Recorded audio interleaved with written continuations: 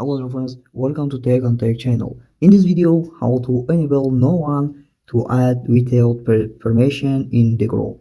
So watch the video till the end and subscribe to the channel and turn on the bell. Let's go. Step 1. Open Instagram account and click your profile, click setting and activity, click message and the story or replies. After click message controls,